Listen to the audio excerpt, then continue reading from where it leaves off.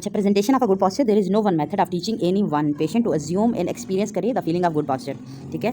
और the method and techniques जो select कर रहे होते हैं फॉर पर्टिकुलर पेशेंट के लिए must depend on the patient and the therapist पर डिपेंड कर रही होती है। But only thing appear to be essential ये है कि दैट इज़ दैट जो फिजियोथेरेपिस्ट है must have faith in the method she adopt, ठीक है। उसको फेथ होना चाहिए अपने मेथड पे जो अडॉप्ट कर रही है। Those who have habitual poor posture जिनमें often feel uncomfort and unnatural होगा in any position other than one to which they have been accommodate. Obviously उसको नई पैटर्न जो होगा उसके लिए वो फील अनकंफर्ट फील करेगा क्योंकि वो अननेचुरल है उसके पोजीशन के लिहाज से जो उसने एकोमोडाइज हुई है जिसमें this is not surprising but emphasize the important of convincing the patient कि जो the good posture look right and will prove efficient in long run, ठीक है। और obviously in other words the physiotherapist must sell the pattern of good जो posture है। Mirror जो है picture recorder photographer में भी यूजफुल होता है for this purpose so that the image can be compared with the picture of expert which demonstrate a good general pattern of alignment. और video tape में भी आल्सो भी यूज इन दिस के लिए this is particularly impressive in training the dynamic posture in activities जैसे हमारे पास tennis है, डाइविंग और लिफ्टिंग है, वेयर जहाँ पे faulty posture can have mark effect on the efficacy of the moment. अगर यहाँ पे अगर during the tennis and diving और लिफ्टिंग में अगर आपका फाल्टी पॉस्चर है ऑब्वियसली उसकी वजह से एफिकेसी ऑफ द मोमेंट में मार्क इफेक्ट आ रहा होता है। तो इसलिए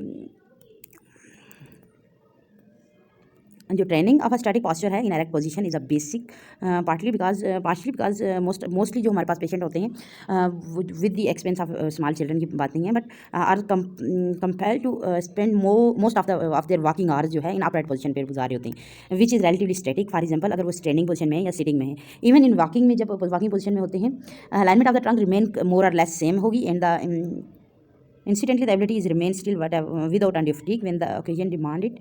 It is habit well worth acquiring.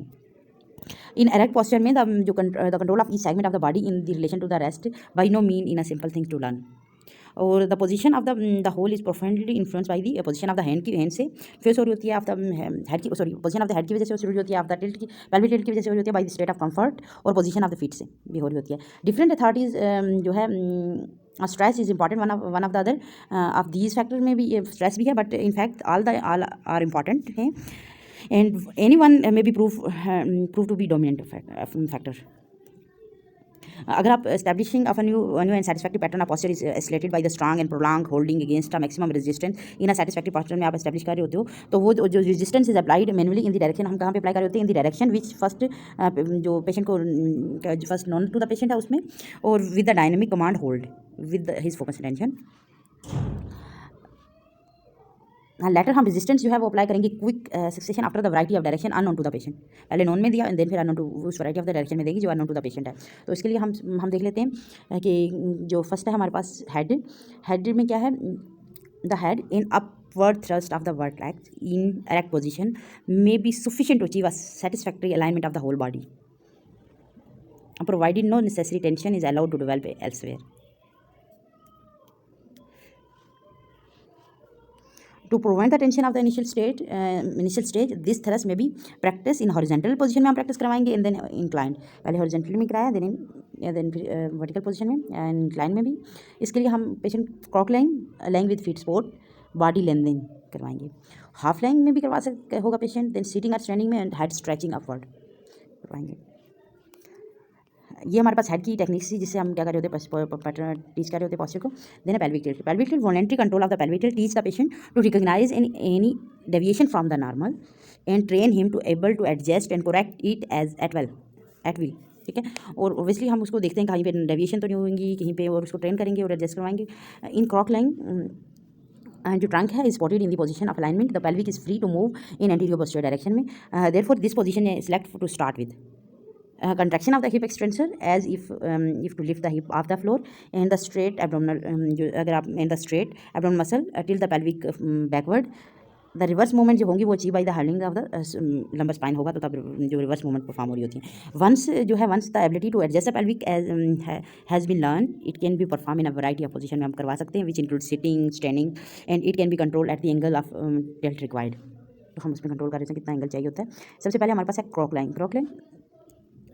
Line में ग्लूटेर एंड एब्डोमिनल कंट्रैक्शन होगी to flatten the lower back to the floor followed by relaxation and then hollowing of the back. फिर क्या है लो विंग स्ट्रेच सीटिंग में pelvic tilting and adjustment हम करवाएंगे। Low wing standing में pelvic tilting and adjustment, यहाँ पे ग्लूटेस maximum, ग्लूटेस muscles की जो है वो movement and the straightening of the abdominal हो रहे हैं, कंट्रैक्शन किया ताकि flattening of the low back to the floor हो रहा हो।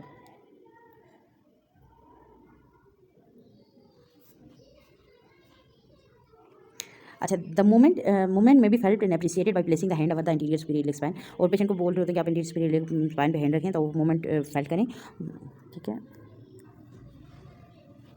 Then feet painless, mobile and strong feet from the stable base on which the weight of the body is balanced and supported.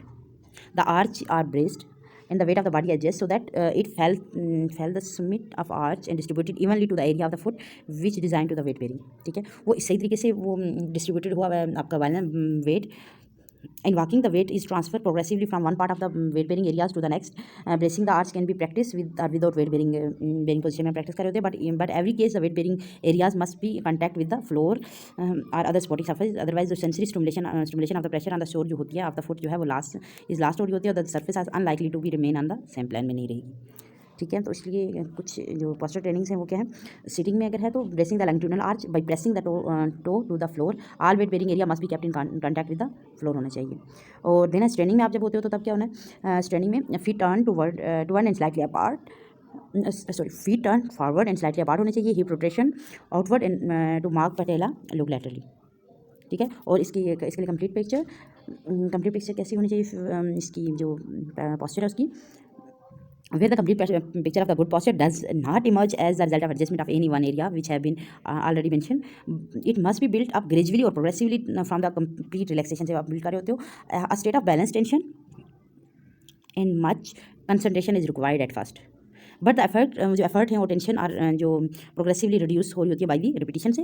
Every new pose और movement जो है required effort होती है, पहले required effort और उन पर रिक्वायर्ड होता है पहले, बट वो रिड्यूस हो रहा होता है एज जब भी आप पैटर्न एंड विच बेस्ड जब भी आप उसको प्रैक्टिस करते हो, और as a pattern which it is based simplified and become more efficient in the passage of coordinated impulse of the impulse जो हो रही होती है in the neuromuscular pathway is facilitate जैसे होंगे तो वो इतनी ईजी होती जाएंगी, वो लर्न कर लेगा पेशेंट और ईजी हो जाएंगी प्रैक्टिस करने के लिए।